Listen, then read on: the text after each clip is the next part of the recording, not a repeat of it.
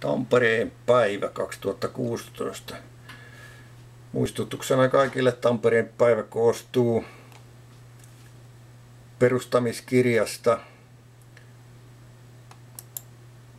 mistä käy ilmi Tampereen kaupungin perustamisen ajankohta ja mitä kyseiseen aikaan on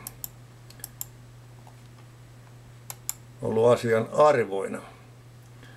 Eli Tampereen kaupungin perustamiskirja Crisholmin linnassa 1.10.1779. Perustamiskirja on nahkakantinen. Tänne on kaupungin sivulle kirjattu vain kultaisin ornamentein, mutta kuten näitte alkukuvasta, kultaisin hakaristein ja Kustaa kolmannen vaakunalla koristettu bergamentti eli nahkainen asiakirja.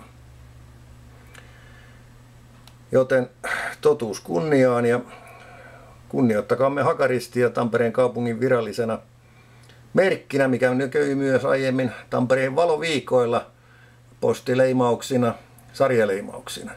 Mutta oikein kaunista Tampere-päivää 1.10.2016.